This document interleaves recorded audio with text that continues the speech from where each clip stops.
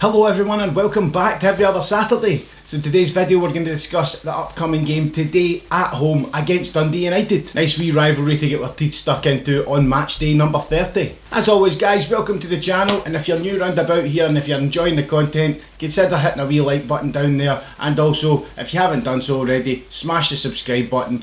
Gets us to grow as much as possible and share it all over your socials. Helps us get out to as many people as possible and keep the channel growing, and hopefully get to the new end of season target of 200 subscribers. But let's not waste any more time now guys and dive straight into today's video. Every other Saturday's my half day off, and it's off to the match I go.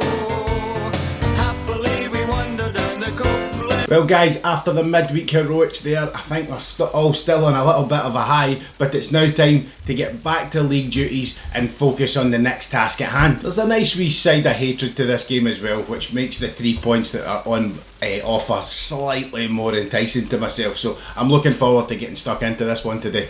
So first, let's take a look at Dundee United and see what they're bringing to the table today. So they're coming off the back of a 3-0 win to Livingston, so that's a good result for them. They're now managing a back-to-back win, which is great. They're trying to achieve this 3 on the bounce win that they've not managed to do since 2014, and coming to a place like Ibrox, which is such a fortress, I just don't see them having anywhere near enough firepower to try and get a win today. Also this campaign they've lost both times to us, and with an accumulating goal tally of 6-1 in our favour, I can't really see this being the game that's going to turn the tide for them. Now they've done well coming up from the Championship and getting into kind of 7th place, and I think they're only a point behind 6th. Now this seems to be their tally, and it seems to be what Mickey Mellon is coming out and he's asking for, to try and get a wee bit of consistency in, get into the top 6 and stay there. And to be fair, I'm giving them their dues. Coming from the Championship in their first season and getting to that kind of area, I think, well, if I was a Dundee United supporter, I'd be pretty damn happy with that. But I think after the heroics in the midweek, I think we're just getting a wee bit too much firepower for them. And let's not be kidded, the last time we played them, we left them in a bit of the start of a downward spiral after the wonder free kick from James Tavernier. It sent them into, I think it's the last 12 games now, they've only managed to muster 3 wins and picking up 0-0 draws here, there and everywhere. And I think this is where their problem lies. When they're losing, but the draws and the things that they're getting, they're not even managing a goal, and the wins they're getting are maybe just scraping them 1-0 or maybe by a goal's margin. So this is where they're going to be their downfall. They're not going to have anything going forward for us. I think our defence, minus in James Tavernier of course, but I think our defence will be enough to cope with the lack of firepower that they've got. Yes, they have Shankland and stuff like that and Nicky Clark, but I don't know where their problems lie just now with them, and the lack of being able to put the ball in the net. So hopefully we'll be able to kind of jump on the back of that, and we'll be able to keep that defence tight, and McGregor won't be picking balls out the back of the net this time. Team news for them should be pretty much business as usual. They've got Declan Glass still out with an injury, and Logan Chalmers, he's also out with an ankle injury, and I think it's Pollitt, he's suspended, so there's a chance that Nicky Clark could be coming in to partner Shankland up front. Moving away from Dundee United guys, let's have a look at Glasgow Rangers and see what the midweek has done to change the weekend's lineups. Now we've came through Royal Antwerp, and Gerrard's come out and said that pretty much the entire team, other than Tav and Roof, have came through unscathed, which is a great bit of news to be fair, because that was a difficult game, and you could have seen 1 or 2 issues coming into the next game, and knowing that they're not there really does kind of fill you a wee bit full of confidence. But Gerrard's come out and said that Roof could be a couple of weeks, which is okay to deal with. I mean, the guy seems to be injury prone, I think we can all have to deal with that, but the Tav one for me guys is the one that's giving me the fear, because he's came out and he said that he'll have more information before the game today, which is fine, and hopefully we'll get some good information, but it looks like MRI scans are going to be what's needed for him. They need to know exactly what's wrong and how long it's going to be, and it doesn't look like he's all that confident, because he's even talking about emergency situations. Now what that could mean is, it could be a number of things, but it looks to me as if he's thinking of bringing somebody in from the outside, maybe on a free transfer, or somebody that's expired in their contract, I can't work out who that could be and who could be up to the standard, who's not got a club just now that could fit into our squad and actually do a job. So as I say guys, as always, get down in that comment section below and let me know who you think could possibly come in and help us out, if there is MD at all, or what would you do to fill that position? Would you be happy to leave it with Balogun, or would you bring somebody else in?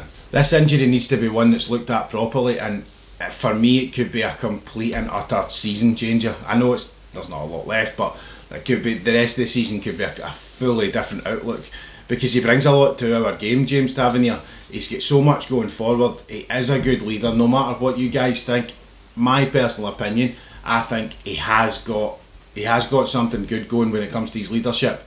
And yes, he has problems when it comes to his defence at times, but I just don't see that being as consistent a problem as the good stuff he brings to the game. And if it's the position's not filled correctly, I feel as if it could be a bit of a derailer. Now, Balogun has stepped up and he's done so well against Antwerp, but you can see the differences. He even came out and admitted in his conference there that he's a different player.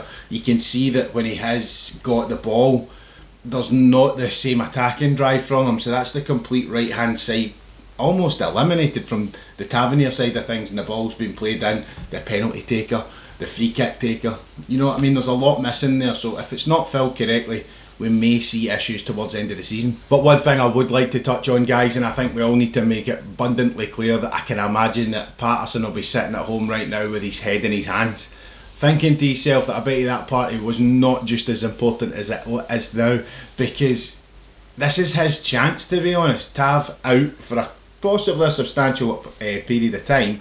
This could be his time to step up and prove that he's ready to take the mantle of responsibility and just go with it. But again, can't be too much harder on the boy, because let's face it, I think he's had it as hard as he's going to get. He needs to learn now, to be fair, that this side of things needs to be a wee bit more professional, and I'm disappointed he's not there, because another Scottish prospect coming through for the team and being able to fill in that gap, and him not being there now, yeah, it's annoying, but hopefully he understands he's done something majorly wrong now. As I say though, guys, if it gets to the stage of emergency cover, get down in that comment section below and tell me who you think emergency cover could be. Do we have somebody in the wings? Do we need to bring somebody in? Let me know down in the comment section. As I mentioned, guys, everyone else has managed to come through the game without any kind of hiccups and stuff, so let's jump over to the starting lineup predictions and see who could take the field against Dundee United. As you can see, guys, pretty standard I would imagine, but in goals in the back line will be kind of obvious for you guys, so we'll be going with McGregor in nets, Balogun and Goldson now taking the armband of course, Helander and the penalty hero himself, Barisic. Middle of the park will be going Jack, Davis and Kamara. My kind of solid three in the middle, it's the ones I prefer. And the front three this time I'm going to go with Hagi, Kent and Alfredo. I do think tomorrow we'll see some good use of the substitutions as well, possibly seeing Wright and maybe even Simpson. If they get started, I wouldn't be surprised either, to be fair, but we'll see what the substitutions bring. Moving on to the score predictions now, guys. You can see everyone seems to have the confidence that we're going to go out and take the win. We've got the ever confident 5-0 win from Willie Burns, and Ross McKenzie's going for 2-0, with Scott Morris also going for a 3-0. Now, I like to see that confidence from you guys. There's a few in there that think that maybe get a conceded goal here and there, but I think we're going to be coming out with the 3 points against Dundee United tomorrow. Score prediction from myself though, guys, I'm going to go for a 2-0 win. I think coming through the European game is, yes, it's going to give us a wee bit of kind of fatigue and stuff like that, but also we thrive on game after game after game, so I think we're going to come out, we'll have a good strong performance. I think we'll go 2-0 win. Goal scorers, I'm going to go with Morelos and Hagi. And a quick recap, Bears, I do feel that the European game is going to propel us into this one to see us through a nice bit of consistency at the back of us. I feel like this 15 out of 15 home victories is almost, I wouldn't like to say guaranteed, I don't like to sound that cocky, but I just don't see MD coming to Ibrox and taking anything. So that there will be the next cross off the list for Gerrard and the 15 out of 15. And I feel like, yes, they are sitting in 7th place and they're doing relatively well for a team just recently promoted, but with a lack of firepower up front, the lack of the ability to score, I feel like we've just got enough to sneak the game, to be honest. It might be a kind of a sluggish part through the middle of the game, but I feel like we'll take it to them and we'll probably have too much for them to handle. Squad rotation in this game though is key for me, because as much as we've heard the team have come through without the scathes, except Tav and Roof, we need to manage the team, we need to make sure we're not running people into the ground, and I feel like we will see those swaps middle of the game, to be honest. Maybe not half time, we know Gerrard doesn't do that, but I feel like we should see some substitutions tomorrow to get a few fresh faces in and keep that rotation going, because I feel like that's going to be key towards now and the end of the season. As always though guys, if you're enjoying the video, a wee like would be very much appreciated. Down in the comment section below, share it all about, and all you newcomers, if you've not done so already, hit the subscribe button and help us grow and hopefully get to the end of the season target of 200 subscribers. It'd be very much appreciated. But as always guys, I've been every other Saturday, and I will see you on the next one.